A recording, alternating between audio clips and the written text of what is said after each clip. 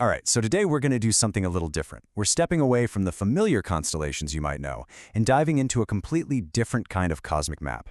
This one, well, this one charts the very currents of the soul. So let's get into it. Seriously, just think about that for a second.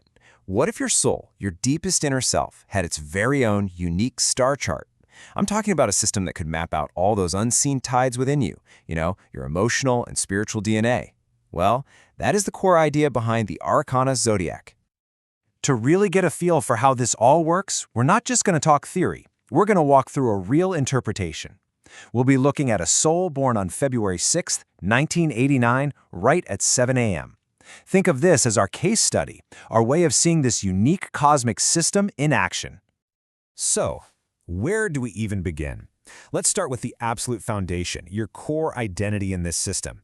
For this specific birth date, the map points to the sign of Qavvuma, the octopus. Yep, you heard that right. This is what's called the soul form, and it's what really shapes who you are at your very essence. So, what in the world does it mean to have the soul of an octopus? Well, it's all about deep, deep intuition.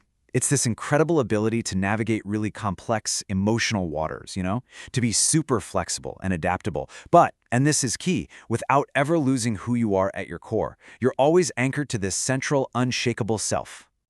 And this is where it gets really cool, how all these little pieces come together to build a full picture. So first up, your element is water, which totally makes sense, right? It connects you to emotion, to memory. Then you have your sacred symbol, the diamond. This means you're someone who finds clarity under pressure, who forges something beautiful out of hardship. Your sacred number is 2, pointing to balance, partnership, that dual current. And finally, your thread, which is kind of like your spiritual purpose, is the river. It's this calling to create connection and healing through empathy. But wait, it doesn't stop there. The map gets way more specific. We're going to zoom in now, moving past just the birth date to the exact moment of birth. And we do this using something called the 48-point Qhiya Clock. So, this clock isn't your standard 12 or 24 hours. It divides the entire day into 4 distinct cycles, and each one has its own unique energy. And since our birth time is 7 a.m., that puts us squarely in that very first one, the morning cycle, the time of action and awakening. And we can get even more precise. Within that morning cycle, this birth happened at point 6. This moment has a name, the flowing awakening hour. It's also known as Laqvara time.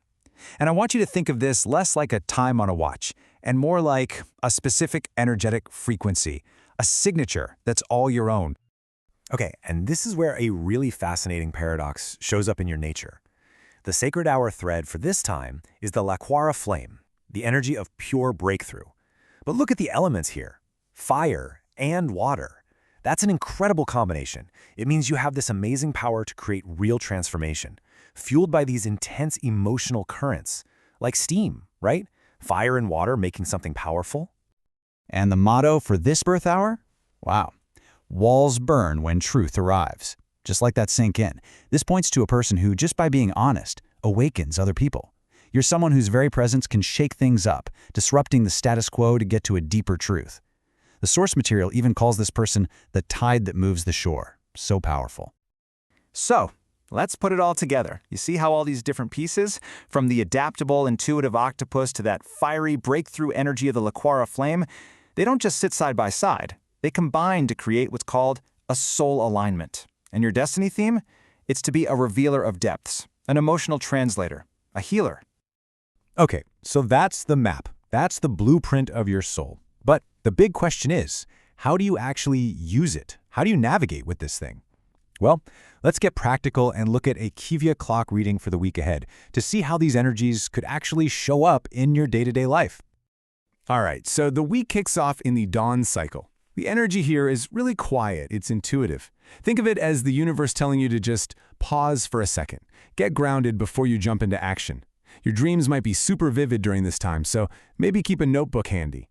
The message is simple. Listen to that inner voice before you make a move. Then, as we hit midweek, boom, that Laqvara flame we talked about, it ignites. This is your time for expression. You're probably going to feel this really strong pull to finally say something you've been holding back. The key here, though, is how you say it. The guidance is clear. Speak your truth, but wrap it in care and compassion. Now moving into the evening cycle, the whole focus shifts over to connection. You might find that the people around you are acting like mirrors, reflecting your own feelings right back at you. It can be intense. This is a time that calls for softness, for intimacy, and it's a great reminder that empathy isn't a weakness. It's actually what gives you your wisdom and your strength. And finally, the week closes out in the night cycle. Okay, so after all that action, all that connection, the energy now is calling for you to just integrate, to let it all sink in.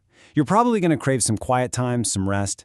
This is when all the insights from the week really settle. It's a time to just honor the progress you've made, even the small, quiet victories. So, you've got all these different energies swirling around. How are you supposed to hold it all at once?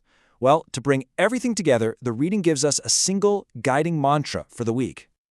Here it is.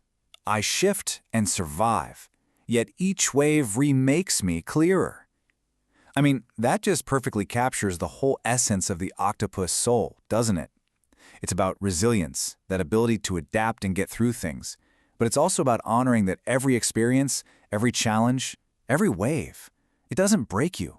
It actually remakes you. It refines you, making you clearer. So look, whether these exact symbols, the octopus, the diamond, resonate with you personally or not, the core idea here is incredibly powerful, and it leaves us all with a really important question to think about this week. How are you going to navigate your own currents of change? How will you listen to what's going on inside, and how will you let it remake you, even just a little bit clearer?